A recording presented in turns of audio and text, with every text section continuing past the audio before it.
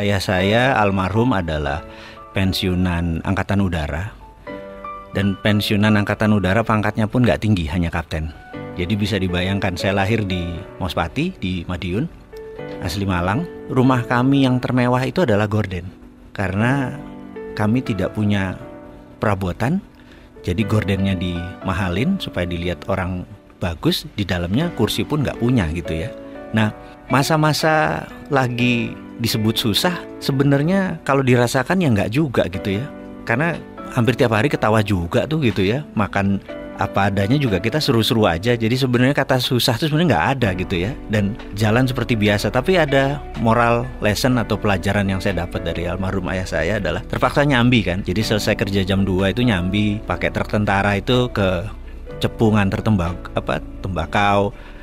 Ya memanfaatkan peluang-peluang usaha gitu ya. Nah pada saat itu saya ikut ayah saya masih 4 tahun 5 tahun di samping. Dan disitulah kesempatan saya belajar pelajaran bisnis Jawa, yang itu saya pakai untuk disertasi saya waktu sekolah dulu. Akhirnya saya menggunakan metode ini. Jadi ada ternyata untuk makmur itu, katanya nanti Indonesia gemah rimpah rojinawi joroyo royo itu ada kata toto tentrem kertora harjo gitu ya. Jadi untuk kertora harjo itu kita harus tentrem gitu.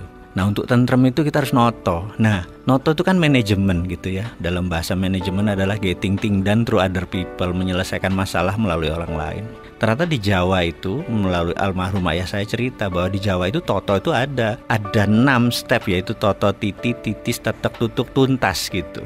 Nah, pelajaran itulah yang selalu saya teringat sampai saat ini di kepala 5 usia saya ini. Manajemen Jawa yang menurut saya luar biasa itulah akhirnya menjadi platform saya berbisnis. Dan dari dulu memang akhirnya saya pegawai itu hanya batu lompatan saja gitu. Nah, singkat cerita, sebagai orang kampung, cita-cita saya adalah sekolah ke Amerika. Dan ini mission impossible. Karena saya pindah ikut orang tua saya ke Palembang, 5 tahun tinggal di sana, kemudian Balikpapan hampir 7 tahun. Bisa dibayangin saya kelas 2 SD, saya menggunting rumahnya Donald Trump itu, White House. Dan selalu saya bilang sama diri saya mau sekolah di sini. Suatu hari kalau zaman dulu kan kita main kelereng tuh, ngambil kelereng dari kantong, kelerengnya jatuh, gambar itu juga jatuh. Teman-teman lihat di Palembang, ngomong begini, apa nih? Aku bilang, aku nak sekolah di sana. Mak mano? Wong dusun gitu. Nggak mungkin. Saya bilang, enggak. Saya mau sekolah di sana itu gitu. Walaupun kita diketawain di garger-garger. Kelas 5 SD pindah Balikpapan sampai SMA. Sama. Ini lu gila lu katanya gitu dan lain sebagainya. Kelas 2 pindah Jakarta. Setiap hari dari Blok M ke Halim itu selalu lewat Tekdikbud. Suatu hari ada pajangan besar sekolah ke luar negeri. Dan saya berkata, kesempatan. Saya mendaftar.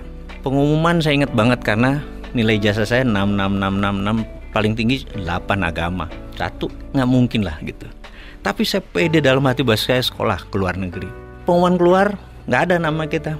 Karena saya emang dari pertama mau ke Amerika. Sementara zamannya Pak Habibie itu, tahun 84, 85, 86 itu kan disekolahkannya ke Belanda atau ke Jerman gitu ya. Saya ngotot. Terus seminggu kemudian dapat surat harus ke Dekdikbud. Hadirlah kita ke tempat itu dan dikatakan, kamu kurang ajar, kamu ngerusak tugas saya, kamu bahasa Inggris nggak bisa, matematik jelek semua, tapi mau ke Amerika, ngimpi kamu gitu. Dan dimarahi. Intinya setelah 15 menit dia marah, kamu berdua berangkat ke Amerika. Kaget gitu. Karena rupanya ada 6 tempat ke Amerika yang daftar cuma kalian berdua. Jadi bagi saya itu banyak moment of greatness, bahwa kata siapa harus punya uang yang banyak, kata siapa harus punya sekolah pinter-pinter amat gitu. Yang penting adalah ya bondo nekat gitu loh.